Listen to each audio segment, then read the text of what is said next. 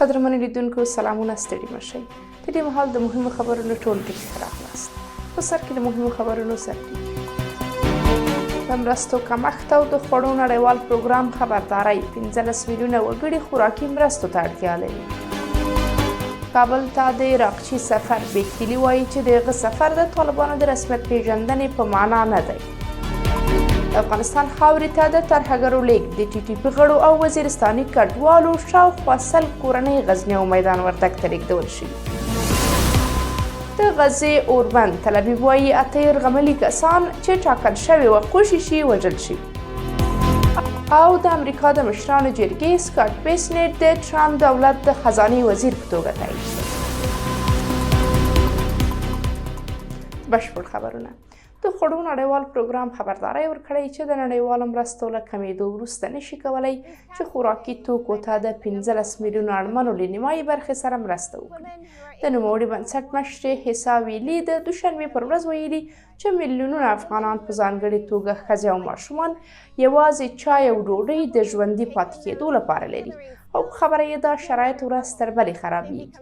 د هغې په وینا پر ښځو د طالبانو لګېدلي محدودیتونو مرستې کمې کړي دي. نوموړي زیاته کړې چې څه باندې 6 میلیونه افغانان د ورځې 1 یا 2 وخته خواړه لري. خوړو نړیوال پروګرام ټینګار کړی چې د دغو مرستو کمښت د ښځو او ماشومانو ژوند ګواښي. هغه غوښتنه کړې چې لومړنیو انساني اړتیاوو ته دې لومړیتوب ورکړل شي. یاد بنسټ خبرداری ورکړی چې که اړینه بودجه ورنه کړل شي په باور یې په افغانستان کې انساني ناورین لا پسې ژور شي.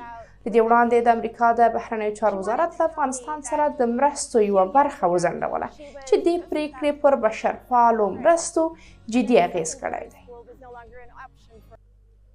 په کابل کې د ایران سفیر علیرضا بیکدلي وایي چې افغانستان ته د دغه هیواد د بهرنیو چارو وزیر سید عباس عراقچي سفر د طالبانو د رسمیت پیژندنې په معنا نه دی.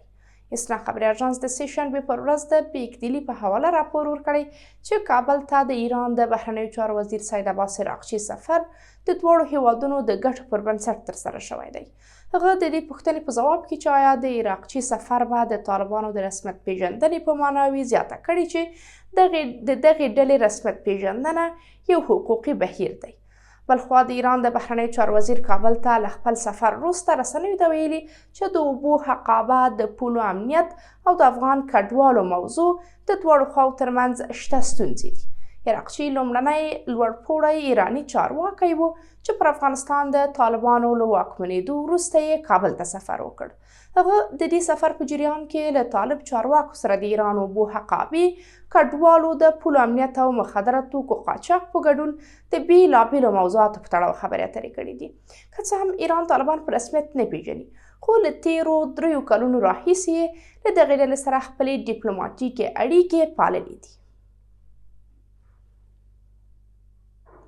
سیمه ییزې سرچینې وایي چې د شمالي وزیرستان کډوالو او د ټي ټي پي غړو شاوخوا 100 کورنۍ د پاکستاني دولت او طالبانو ترمنځ د یوې هوکړې پر بنسټ میدان وردګ او غزني ولایتونو ته لیږدول شوي دي. سرچینو سه شنبه 8 ورځپاڼې ته ویلي چې د دې کورنیو لیږد د پاکستان په مالي مرسته ترسره شوی دی. د سرچینو په وینا له خوست، پکتیکا او پکتیا ولایتونو څخه یې هم د ټي ټي پي غړو کورنۍ غزني او میدان وردګ ته لیږدول شوي دي.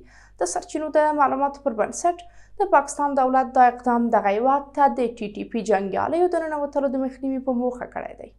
سربیره پر دې د پاکستان دولت د لیږدول شویو کورنیو د مالي ملاتړ مسؤلیت هم پر غاړه اخیستی دی. طالبانو تر اوسه په دې تړاو څه نه دي ویلي. دا په داسې حال کې ده چې په افغانستان کې د ټي ټي پي حضور پر سر د طالبانو او پاکستاني دولت ترمنځ امنیتي او سیاسي کړکېچونه ډیر شوي دي.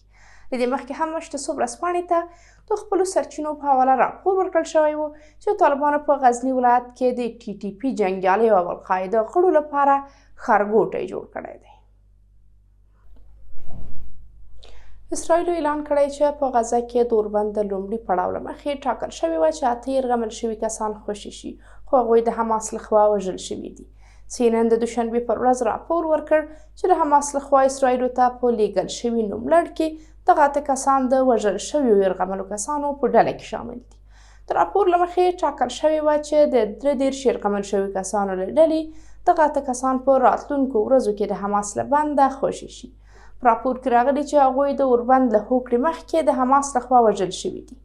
د اسرائیلو د حکومت وایند ډیویډ مانسر څرګنده کړې چې د حماس لخوا د چمتو شوي نوملړ پر بنسټ 25 نور یرغمل نیول شوي کسان ژوندي دي. هغه زیاته کړې چې د 8 وژل شویو یرغملو کسانو خپلوانو ته د هغوی د وضعیت په اړه خبر ورکړل شوی دی. اسرائیلي چارواکو ویلي دي چې د یرغمل شویو د خوشي کولو بل پړاو به د پنجشنبې په ورځ ترسره شي.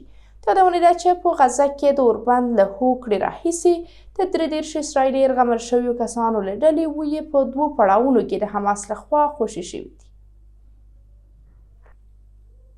د امریکا مشرانو جرګې په رسمي ډول د دغه هیواد د خزانې وزارت لپاره د ټرمپ رومان سکاټ بیسنیټ تایید کړی دی. بیسنیټ د دوشنبې پر ورځ په یوې رایه اچونه کې وکړای شول 8 د ګټې او 9 مخالفې رایې ترلاسه کړي. هغه ته 14 ډیموکراټانو هم رایه ورکړې او په دې ترتیب به د ټرمپ د خزانې وزیر په توګه خپل کار پیل کړي. سکاټ بیسنیټ به د خزانې د 9 وزیر په توګه خپل کار پیل کړي. د مالیاتو راټولول، مالي سیاستونه، مالي مقررات او نړیوال بندیزونه به د بیسنیټ دندې وي. د امریکا چارواکي چې خپله هم یو میلیاردر دی د مالیې او لګښتونو کمیدو په برخه کې به د نوي دولت د سیاستونو په جوړونه او له متحدینو او مخالفانو سره د اقتصادي اړیکو په مدیریت کې مهم رول ولوبوي. دا په داسې حال کې ده چې ټرمپ د چین، کاناډا، مکسیکو او اروپایي هیوادونو په ګډون پر یو شمېر هیوادونو د درنو تعرفو لګولو ګواښ کړی دی. قدرمنو لیدونکو، دا د دې مهال مهم خبرونه. تر بیا ښې چارې.